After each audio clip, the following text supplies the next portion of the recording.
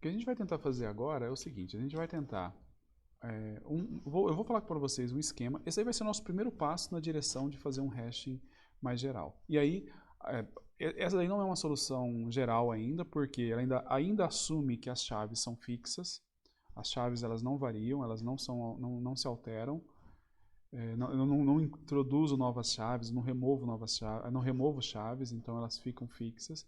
Porém, o que a gente vai tentar fazer é achar uma forma mais compacta de representar, tá bom? Para essas chaves que a gente viu aqui. A primeira coisa que a gente tem que fazer, vamos transcrever o que a gente tem nessa tabela aqui, nessa planilha. Por quê? Porque na planilha vai ser mais fácil de manipular, tá? Então, o João que vai estar me ajudando aqui, ele vai só garantir que eu não estou colocando nada fora do lugar, tá? Então, nessa primeira linha aqui eu tenho o 7, nessa linha aqui eu tenho o 10 e o 12, nessa linha aqui eu tenho o 21 e o 24, nessa linha aqui eu tenho o 33, aqui eu tenho o 41, que mais? Não. Nessa linha aqui eu não tenho nada. Nessa linha aqui eu tenho o 61 e eu tenho o 66. Nessa linha aqui eu tenho o 70 e o 75. Certo? Nessa linha aqui eu não tenho nada. Aqui eu tenho o 90 e o 99. Beleza. Tudo certinho, João? Tá bom. O que a gente vai fazer agora, cara? Nós vamos fazer o seguinte. Nós vamos tentar pegar esse vetor que está aqui, porque na verdade o que a gente fez aqui? Aqui a gente, apesar de que ele está aparecendo lá como uma matriz, ele não é bem uma matriz, né? Ele é um vetor. Ele é um vetor que eu só coloquei no formato de matriz lá para a gente conseguir enxergar, ok? O que a gente vai fazer agora? A gente vai condensar esse vetor. Como é que funciona essa condensação do vetor? A gente vai fazer da seguinte forma. Bem, primeiro, a gente tem que pensar que todos esses caras que estão em branco aqui, dessa primeira linha, se está todo mundo em branco, quer dizer o seguinte, quer dizer que eu poderia utilizar esse cara aqui, essa posição, para guardar informação de outras linhas. Então, na prática, o que a gente vai fazer é isso daqui. Olha. A primeira vez isso pode ficar confuso, mas a gente faz um outro exemplo, daí fica mais claro, tá? Olha só, essa linha veio para cá. Se eu precisar pegar essa linha aqui e copiar essa linha, eu posso colocar... Não vou colocar todo o 7, porque eu não posso colocar ali, tá bom? Eu vou fazer o seguinte, eu vou pegar esses caras e eu vou colocar eles aqui. Os dois estão na mesma linha. Agora eu tenho 10, 12 e 7, certo? Não tem nenhum problema em fazer desse jeito, por quê? Porque quando eu faço as coisas desse jeito, se eu achei algum cara aqui nessa posição, esse cara vai ser o 10 e não vai ser o 0. Porque o 0 não faz parte do meu conjunto, tá? Ok, nós vamos fazer isso mais uma vez. Eu vou pegar esse cara aqui e eu vou tentar colocar esse cara aqui embaixo. Repara que eu posso colocar o 21 aqui e eu posso colocar o 24 aqui. Certo? Olha, eu acho que o Gabriel escolheu muito bem os números, porque está indo tudo muito bem até agora. Eu vou pegar o 33 e eu vou colocar o 33 aqui. Esses caras todos que eu estou fazendo agora, se eu tivesse somente esses elementos aqui para analisar, eu conseguiria guardar tudo num vetor de tamanho 7. Porque se eu quisesse saber sobre o 33, o que eu faria? Eu olharia na linha 3, na coluna 3. Se eu quisesse saber sobre o 12, eu olharia na coluna 2. Se eu quisesse saber sobre o 24, eu olharia na coluna 4. Certo? Agora, da onde que eu estou tirando essa coluna? Qual é a operação que eu estou fazendo para descobrir qual que é a coluna que eu vou olhar para saber se o elemento está lá? Você sabe, João? Na verdade, o você falou o resto da divisão por 10, né? Exatamente, é o resto da divisão por 10. Eu queria saber, por exemplo, se o 35 está no meu conjunto. O que eu faço? Eu pego o 35, resto da divisão por 10, certo? E olho na coluna 5. O 35 não está lá. Vamos imaginar que eu quero ver se o 34 está no meu conjunto. 34. O que eu vou fazer? 34, resto da divisão por 10, mas aí eu olho lá e quem está lá é o 24. Então, 34 não está. Só que aí começa com os problemas quando eu for colocar o 41. Quando eu for colocar o 41, eu não posso colocar ele em cima do 21. Porque nessa posição 1, que seria a posição que indicaria o resto da divisão, o 1 me indicaria aqui. Eu não posso fazer isso porque o 41 ocuparia essa posição que já está ocupada. Não, tá, o que eu vou fazer? Abandono essa ideia só porque apareceu, só porque o Gabriel não caprichou e não escolheu os números corretamente? Não. A gente vai fazer o seguinte, a gente vai deslocar o 41 e vamos colocar o 41 na posição 5. Só que aí a gente tem um outro problema. Na hora que eu for procurar o 41, eu deveria procurar o 41 na posição, na coluna 5. E eu tenho que, de alguma forma, conseguir chegar a essa conclusão. Perdão. O que eu poderia fazer? Eu poderia fazer o seguinte, eu poderia deixar anotado aqui, olha, aqui do lado, na linha 41, que eu preciso de fazer um deslocamento de mais 4. Certo? Ele não quer colocar o mais. Por quê? Mais 4. Certo? Tá aqui. Mais 4. O que significa esse mais 4 aqui? O mais 4 significa o seguinte. Se você quiser fazer alguma coisa de quem está na linha 4, antes de eu olhar aqui embaixo se o cara está na posição correta, eu vou somar 4 nesse número. Então, a operação toda vai ser o seguinte. Eu quero olhar o 41. Eu pego, o primeiro dígito é 4. Então eu olho se ele tem, qual que é o deslocamento que eu tenho que fazer. O deslocamento é 4. Beleza, então eu pego o deslocamento mais o resto da divisão, que dá 5. E aí eu olho nessa posição aqui. Bem, eu sei que deve estar confuso ainda. Normal, a primeira vez que a gente faz isso é confuso, mas agora as coisas devem ficar um pouquinho mais claras. Eu vou ter que colocar o 50, o que está na linha 5. O na linha 5, bem, não tem ninguém, então deixa do jeito que está. Vamos pegar o cara da linha 6. Bem, eu não vou poder colocar ele na posição 1. Eu também não vou poder... Bem, na posição 5 também não, porque já está ocupada. Eu vou colocar ele na posição 6. Certo? Então, na verdade, o que eu estou fazendo? Olha, eu estou pegando esse 61 aqui e eu estou deslocando para poder chegar na posição 6. Então, vai ser 1, 2, 3, 4, 5. Vai ser mais 5. E aí eu vou colocar o 61 aqui. Certo? Então, aqui vai ser mais 5. Ops. Mais 5. Esse é o deslocamento que eu preciso para a linha 6. Eu tenho que colocar o 66 também. Só que quando eu for colocar o 66, eu já não tenho mais escolha. Eu tenho que colocar o deslocamento dele como mais 5. Então eu vou colocar aqui, o cara vai ter que ser 1, 2, 3, 4, 5. E aí eu coloco 66 aqui. Certo? Coloco 66 nessa posição aqui. Eu vou colocar aqui dentro. Opa. Vou colocar os índices aqui de novo, só para a gente poder acompanhar. Até onde a gente está. Por quê? Ah, tá. É igual a esse cara mais 1.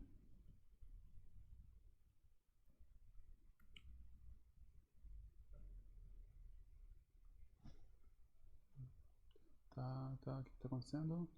Caiu aí para vocês? Não. Não, né? Tá. Aqui tá... Bem. É que você recarregou a página sem querer. Ah, deve ter sido isso. E ele deve tá recarregando ainda. Ah, beleza, tá lá. Ok, então é isso. Esse vetor aqui embaixo a gente colocou o 6. O 66 a gente colocou aqui na posição 11, tá? Agora a gente vai colocar o 70. Aonde a gente vai conseguir colocar o 70 aqui? Bem, vai ter que ser nessa posição 8, certo? Vai ter que ser na posição 8. João, você que é um cara sagaz, você consegue chutar qual que é o deslocamento que eu tenho que colocar aqui para chegar na posição 8?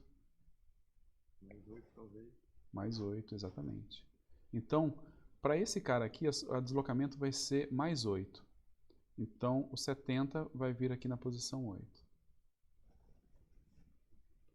Aí o 75, ele vai ter que ter um deslocamento de mais 8. Então ele vai parar na posição 13, correto? Correto. Certo. O 73 aí tá 18. Perdão? Tem como colocar o 73 aí pra 18? Podemos fazer, podemos fazer. Que na verdade você está querendo dizer que daí o 73 cairia aqui, né? Uhum. Quer dizer então que o deslocamento mais 8 não funciona. Você teria que usar o deslocamento mais 9. Então é assim que resolveria. É assim que resolveria. Na verdade, o que você tem que fazer? Você tem que achar um deslocamento que seja bom para todo mundo. Entendeu? Então você tenta colocar o deslocamento com mais 8, funciona? Não, não funciona. Então tenta mais 9. Chega uma hora que vai ter um deslocamento que vai funcionar. Certo? Daí quando chegar nessa hora você para. Tá. O que eu vou fazer agora? Vamos pegar esse cara aqui. Você já pode me dizer qual que é o deslocamento que eu tenho que fazer e em que posição que os caras vão entrar. Se mais 9, ele vai entrar na nona e o 99 vai entrar na 18. Muito bom, garoto. Mais 9. O 90 entra aqui.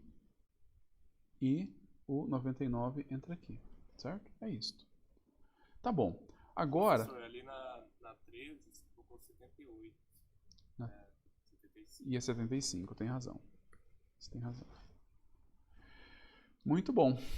Ok, o que nós temos agora? Nós temos o seguinte, esse cara aqui, ele está, de certa forma, com todos os elementos que eu tenho, certo? Todos os elementos que eu preciso guardar, eles estão guardados nesse vetor. Aqui, nós temos o vetor de deslocamento. O que é esse vetor de deslocamento? Ele diz quanto que eu tenho que deslocar para cada um deles. Notem que para os caras que a gente não precisou fazer nada, o deslocamento é 0. Então eu tenho esse vetor de deslocamento aqui também, certo? Esse deslocamento aqui, se a gente fez tudo certinho, vai ser deslocamento para a linha 0 é 0, deslocamento para a linha 1 é 0, para a linha 2 é 0, para a linha 3 é 0, para a linha 4 é 4, para a linha 5 é 0, para a linha 6 é 5, para a linha 7 é 8, para a linha 8 é 0, para a linha 9 é 9, certo? Ok, agora a gente tem que ver como é que a gente vai usar esse daqui, certo? Eu vou colocar aqui, completar com menos 1, menos 1, menos 1. Vamos ver como é que a gente vai conseguir usar isso daqui para poder fazer um hashing mais esperto, tá? De novo, essa solução, ela está assumindo que a gente não vai ter nenhuma variação nas entradas, tá? Os elementos que a gente tem são esses aqui. Eu vou criar um outro vetor aqui.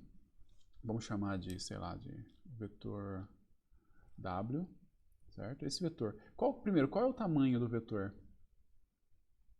que eu tenho que usar para guardar esse cara aqui? 19. Certo? Então, eu vou pegar um vetor aqui, de tamanho 19, e aí eu vou guardar esses caras aqui.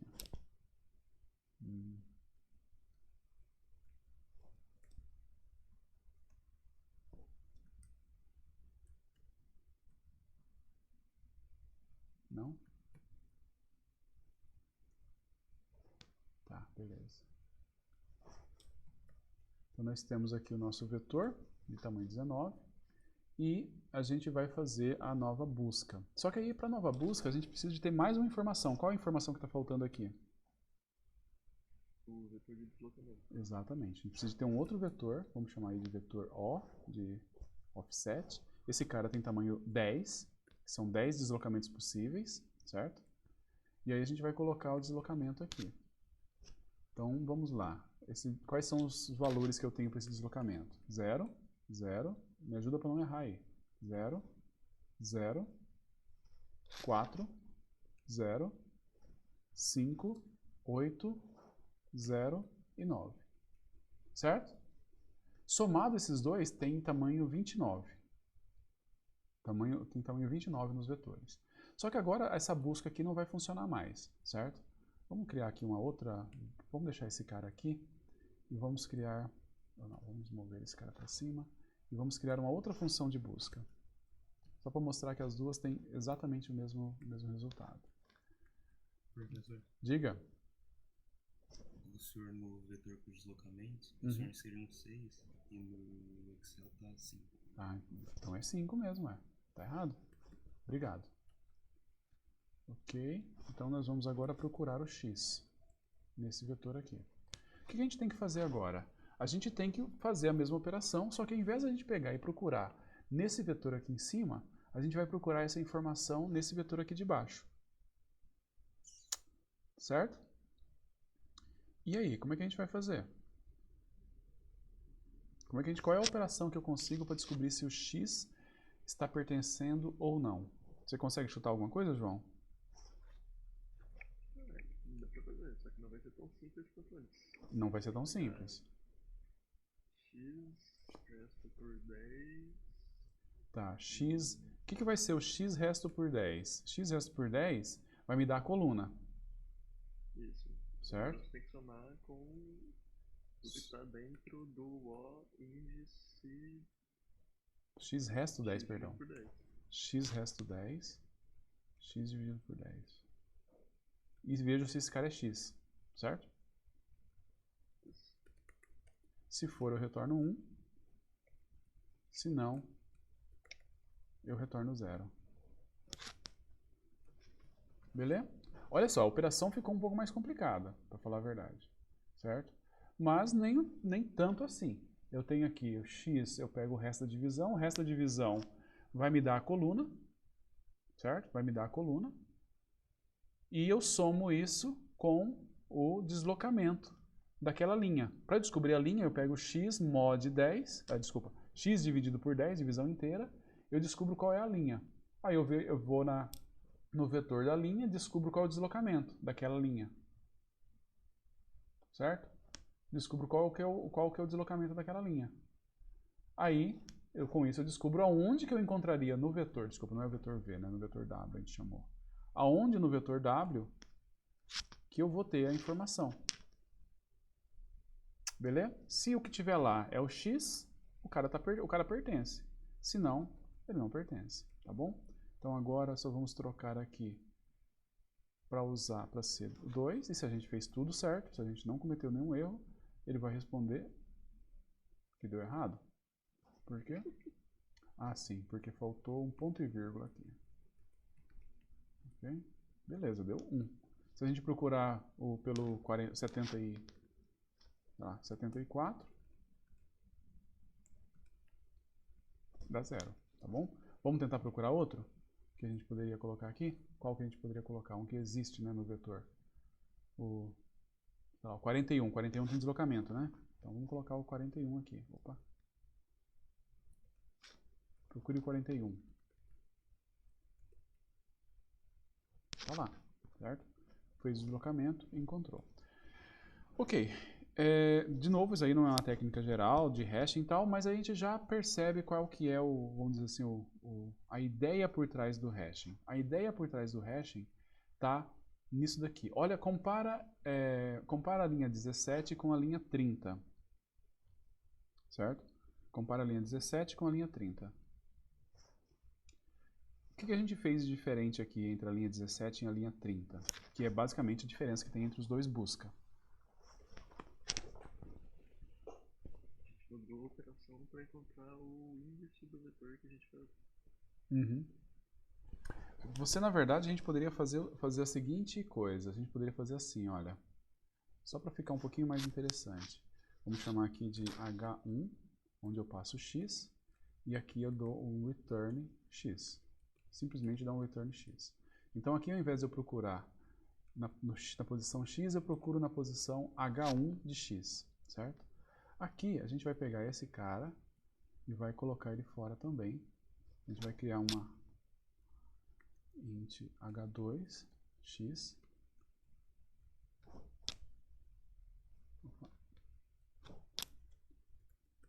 E dar um return. Agora aqui a gente vai chamar o h2 de x. Sua conexão está um pouco ruim. Oi? Sua conexão está um pouco ruim. Teve um momento que deu uma travadinha, mas voltou já. Tá bom. Pode estar acontecendo realmente. Mas vamos lá. O que a gente tem aqui? Repara, agora, qual que é a diferença entre a linha 21 e a linha 38? João. Bem, tem e não tem. Elas são iguais, entre aspas, o que muda é que você está usando funções e vetores diferentes. Exatamente. Só que o que a função H1 e H2 fazem, afinal? O que elas estão fazendo, afinal? Girando o índice de um vetor a partir do elemento que você quer buscar. Exatamente. Esse H1 e esse H2 é o que a gente chamaria de uma função de hashing. Certo? Uma função de hashing. Qual que é a ideia da função de hashing? A função de hashing é assim. Tá, a gente viu no esquema anterior que seria muito legal se a gente pudesse guardar todas as coisas no vetor, a gente vai lá direto na posição onde encontraria o elemento, vai naquela posição e vê se o elemento está lá, certo? Se o elemento estiver lá, achou, se não achou. Inclusive era por isso que a gente fazia a comparação sempre com o x, né? Porque a gente vai falar que a gente vai fazer através de uma função de hashing. O que a gente está fazendo? Nesse esquema aqui de baixo, a gente inventou fez toda uma firula aqui, porque agora não existe mais uma relação direta, imediata, identidade, digamos assim, entre o elemento que eu estou procurando e a posição. Eu transformo esse elemento que eu estou procurando na posição. E aí eu vou naquela posição e aí eu confiro se o elemento está lá mesmo ou não. Essa função H1 e a função H2 é o que a gente chamaria de função hashing, ou a função de hash desse cara aqui. A H1, ela até seria um abuso você falar que é uma função de hash, mas ela é. É uma função de hash que seria a função identidade. Onde que eu procuro o 43? Na posição 43. Onde que eu procuro o 95? Na posição 95.